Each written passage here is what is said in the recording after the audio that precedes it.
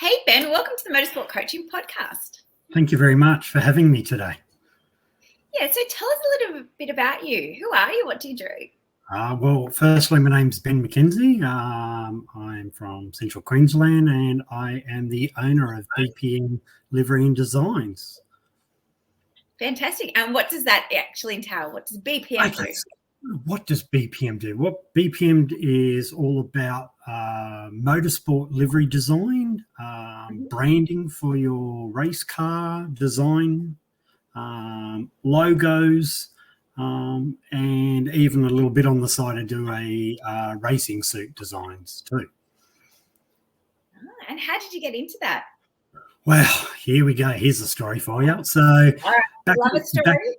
back in 2018 /18, 19, I was fortunate enough to enter a competition for Erebus Penrite when they were together to design a livery for just a competition.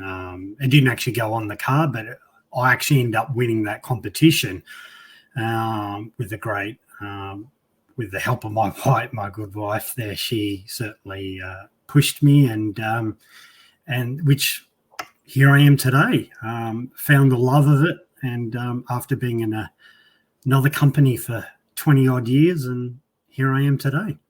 Were you doing similar work back then, or was this just like a kind of a hobby that you just took up and just had a love of motorsports? And I was working for actually a company, not to plug other names, but I was working for a company called Mr. Minute, doing key cutting and shoe repairs, and I did that for say 23 years. And when I did this competition, it was like I just found something inside me that I just wanted to pursue. So, and did you have a love for graphic design? I guess, is that what kind of it falls under? Now, is that what you put it through? Yeah, I do have a love for graphic design and obviously motorsport as well. But yeah, most definitely, indeed. Yeah, and so do you race, or have you raced before, or where did the love for motorsport come about? Motorsport probably came from my father. He was a religious V8, Formula One, MotoGP. So having a lot of motorsport in my house was a big thing, especially Bathurst weekend. That was usually a 2-3 day big event. You know, friends would come over, big meals and things like that. So that's where I particularly found the love for motorsport, and then didn't think much about what goes into the design process until now. So, well, that's a great next question. What does go into the design of a livery? Where do you start? It's all about. No, you tell us. Like where do you start? Like it's all about keeping the branding and the sponsor happy. Obviously, keeping the team happy too. So it's it's a merry-go-round with a seesaw event, I believe, in my opinion. So you've sort of got to find that real balance that everyone's happy.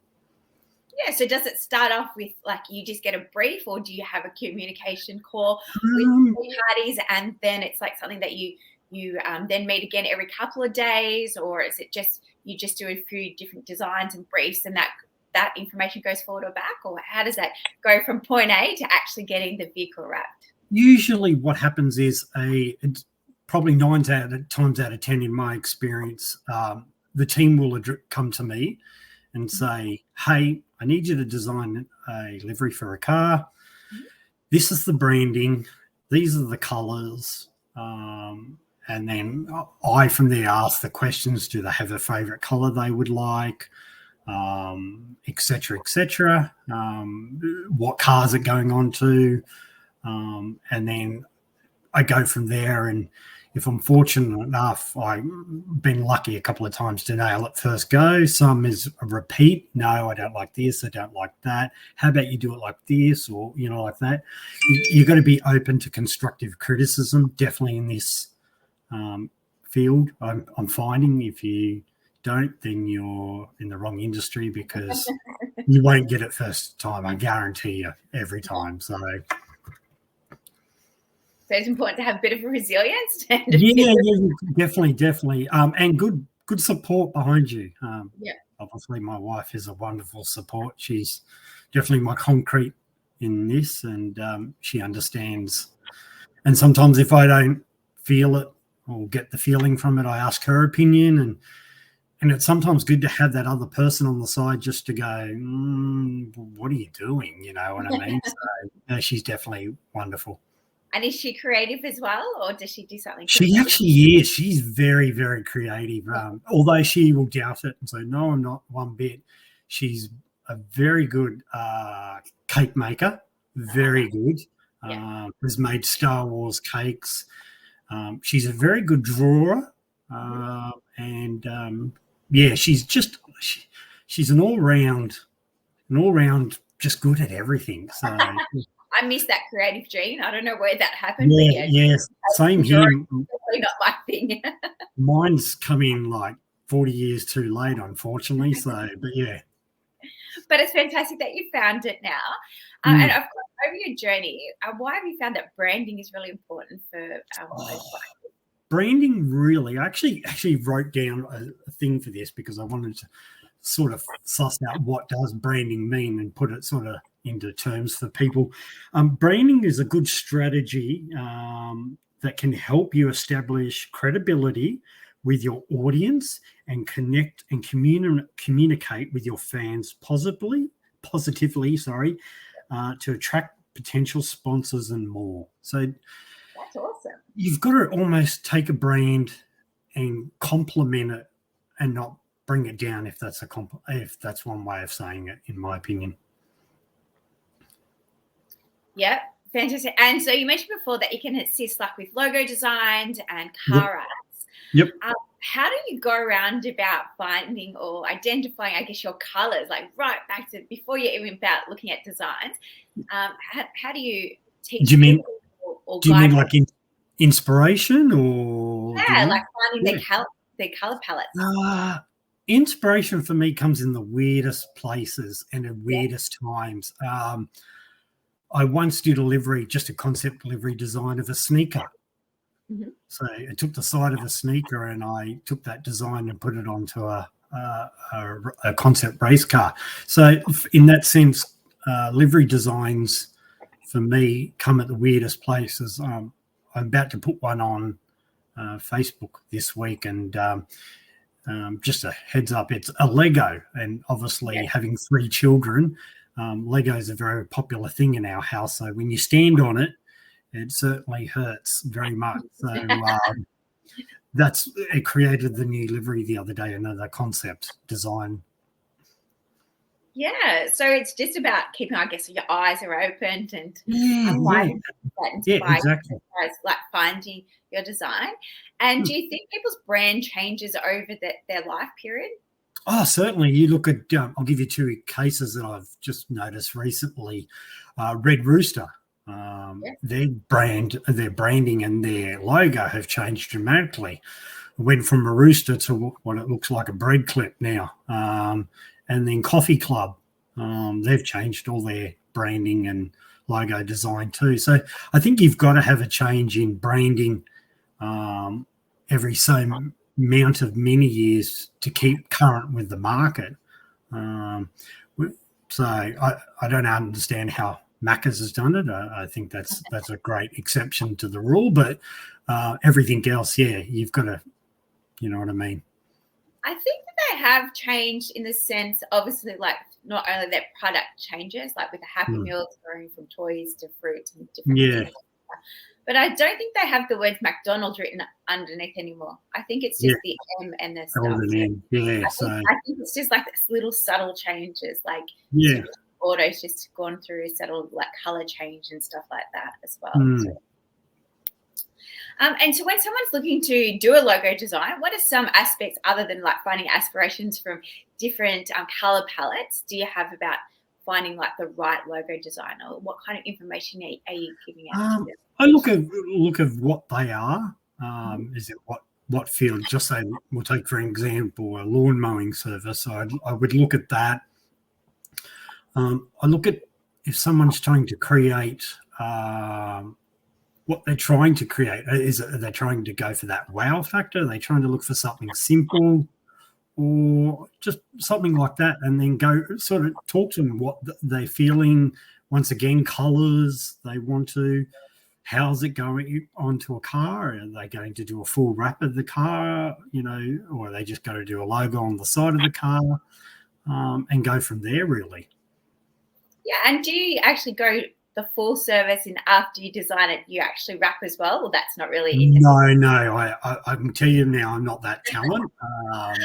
If you've ever seen me do contact on the school books, yeah, I'll leave that's to my wife. That one, she's multi-skilled now. She's very skilled, so she would do that. But yeah, no, not the wrapping, just that part. I'll leave that to the other people that are quite talented. Yeah, I've seen some sign writers do it, and it's just amazing. I don't think I'd have the patience, but again, we've established I'm not creative, so I think you've got to be really, creative and that really precise precision. Putting it on at the same time and making sure there's no bubbles. Like you said, we can't cover books. We're not going to be able to cover cars. No, unfortunately not. And so if people are looking to utilize your services, how do they get in contact with you, or how can they look at the previous work that you've done? Well, probably the best way to get contact with me is on Facebook, on BPM Livery and Design. And just from there's an email link, or it'll link through to the messenger, and that's the best way to get in contact with me. That's the most I use out of everything. So, yeah. And then do you have like individual services or packages available for people that are wanting some concept cars? I had prices based on purely that. From there, I cater to the customer's needs, to what they want from there. So, yeah, you could say I have little packages indeed.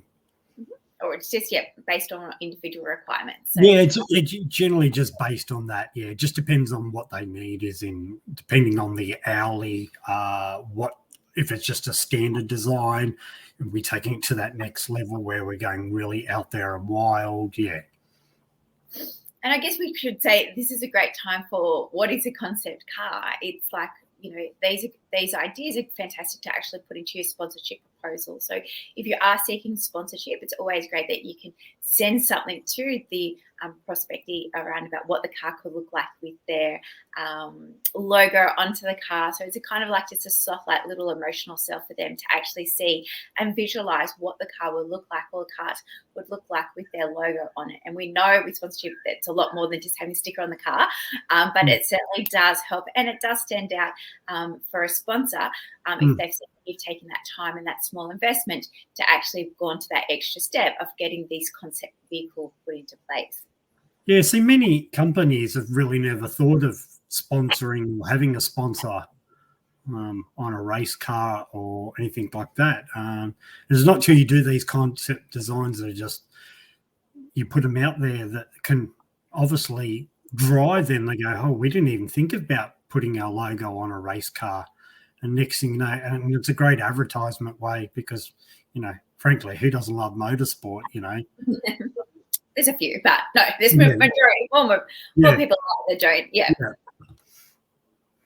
especially after Drive to Survive and stuff. So again, guys, if you're looking to, if you haven't already got your brand started, or you're looking to start with your brand, I highly recommend that you give Ben a call or get in contact with him at BPM Livery and Designs. His link will be in today's show notes, and he's also on Instagram as well. No, yep. Oh, no. Sounds like you're on Instagram. No. Sure, you're on Instagram. No. Thanks again, Ben, for joining us on the show. Is there any other advice you can give anybody around about, the benefits of having that logo or livery concept design that you can help them with? Probably the best thing I would probably say to that is if you're looking to put your logo on a race car or something like that, just have a talk to me, or have have a think about it and think about how much more exposure you can really get by having your brand or branding on a race car and get noticed more. So. Yeah, and again, there's not a lot of service providers that do offer this livery design. So please get in contact with Ben, guys. And thanks, Ben. Thank you. Thank you so much for having me today. No worries. As a lover of motorsport, for my final question, what is your favourite track in the world and why? I've got a couple. I've probably got two.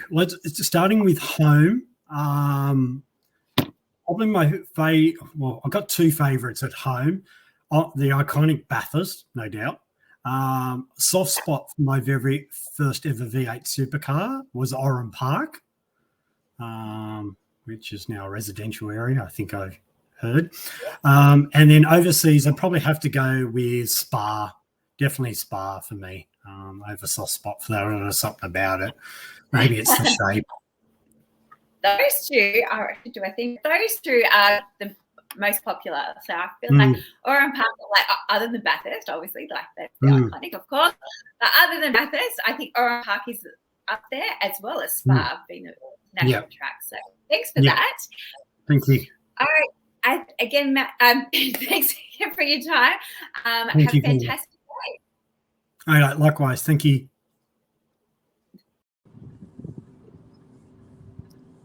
Hi, Hugh, and welcome back to the Motorsport Coaching Podcast. Hey, thanks for having me. So, tell us, what have you been up to since you have left Australia? Quite a lot. So last year I did the French F4, as you may know. And this year we've planned to do a double campaign in both the Spanish and the French once more. And the goal is to ultimately win both championships. And you're off to a great start. Yeah, correct. Last weekend was the first round of the French Championship, and not last weekend, 2 weekends ago, 2 weeks ago now, and managed to come away with a 25-point lead. So quite a successful weekend. Sorry, it just cut out. Then can you say it again?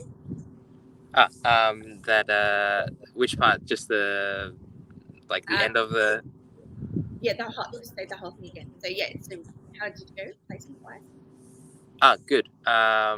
Basically had 2 poles, 2 wins, and then reverse grid 7th from 10th. So it was a good weekend and came away with a 25-point lead to second. So obviously a nice way to start the year. Yeah, and when does your French campaign start? That was the French campaign. So the Spanish starts this weekend. Yeah, fantastic. And so where are you this weekend? I'm in Portugal, so in Portimao. Do you get to do much tourism when you go around to all these tracks? I wish I did a lot more. I'm not quite I don't have the time usually to do any tourism when I go there. It's usually arrive at the track, maybe if I'm lucky, do a couple hours of sightseeing, and then go back to the track, do your debrief, do your pre-race rituals, and then you're in the car for the weekend. So it's usually the idea of how it goes. Cool. And I've seen you've been training in a new fitness facility. Beg pardon? I see that you've been training in a new fitness facility. Yeah, so the new training facility is more or less just at campus, which is quite nice. So when I go there for a weekend prior to the race event, I can keep fit and all stuff like this, and train with some teammates and have a bit of fun here and there. Yeah, so what does your day-to-day look like now? Extremely busy. Obviously, I still do schoolwork, and so when I'm not at camp or at the track, I'm at home having to do schoolwork. And then basically, it's just a lot of traveling, between the French tracks, the Spanish tracks, and and home. It's just a bit of a logistical sort of adventure. And your parents still with you? Yeah, majority of the time, correct. Yes, they will come to all the race events with me, but just not some of the practice days. Yep. Oh, and so how are you doing? Are they doing homeschooling with you, or do you do it online?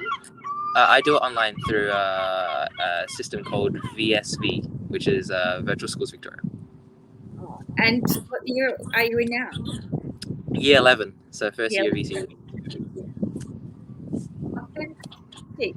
So you mentioned about going to a new track. So what is your mind, or I guess mental prep, or how do you get to learn a new track when you go to these facilities?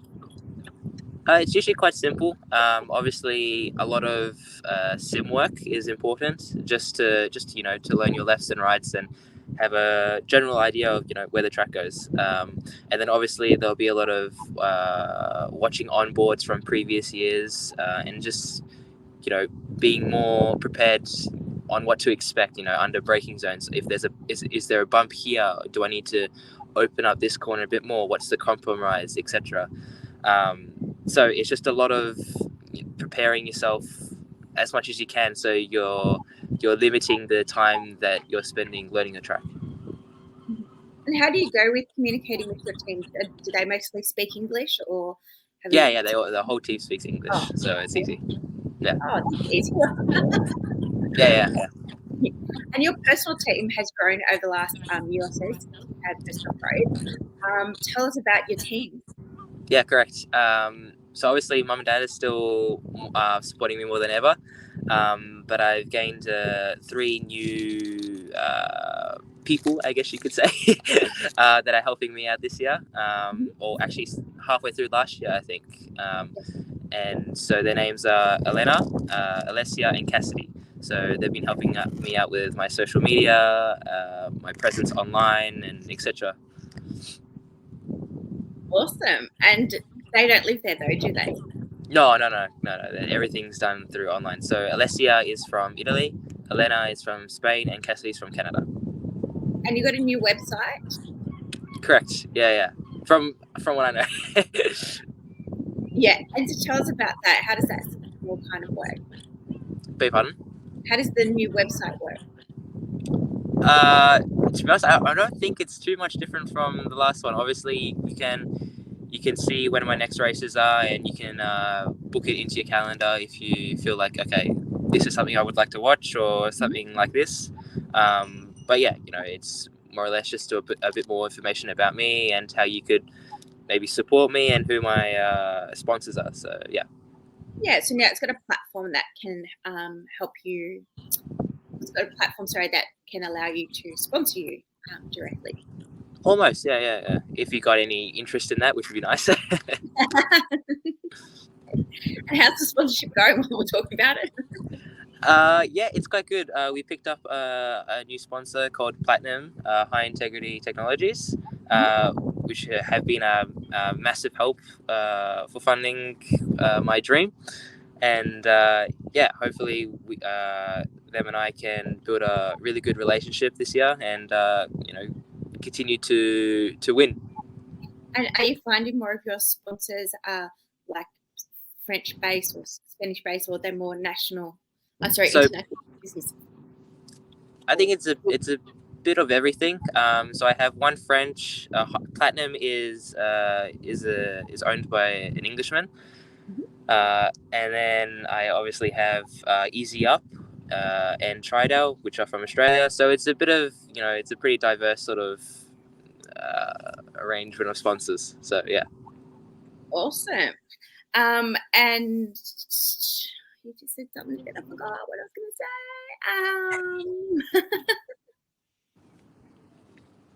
That's all right. And so after this, what's your plans, I guess, for 2023?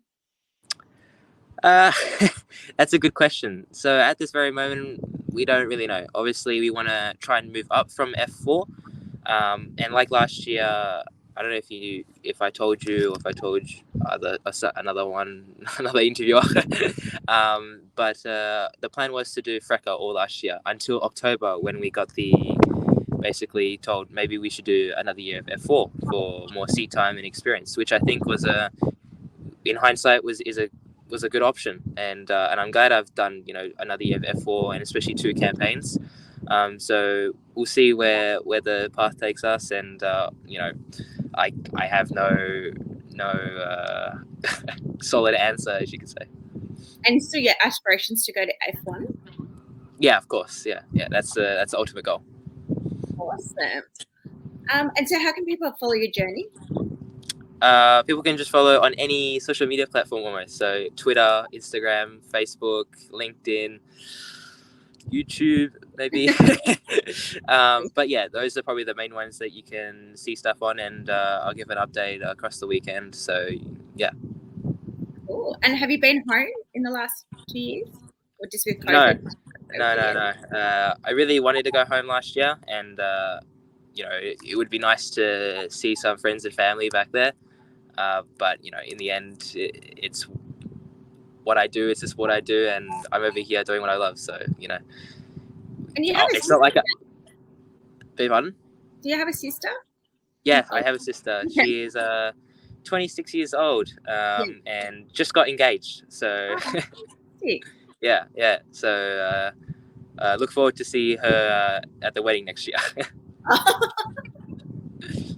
So you haven't seen her either in 2 years? No, because I haven't been back. So yeah. Oh, I thought she might have flown over now that the borders are open. And yeah. And has COVID lifted over there as well? Maybe a little. Nothing like I don't think we don't have to wear masks anymore, and it's a bit less restrictive on carrying your sanitary pass everywhere and stuff like this. But it's still very much a worry. And have you been able to go to any of the F1s? No. But hopefully this year we might be able to go. Awesome. All right. Well, I'll let you get back to your birthday party. Thanks very much for joining me, Hugh. No worries. All the very best this year, and I look forward to speaking to you soon. Thank you. No worries. See ya.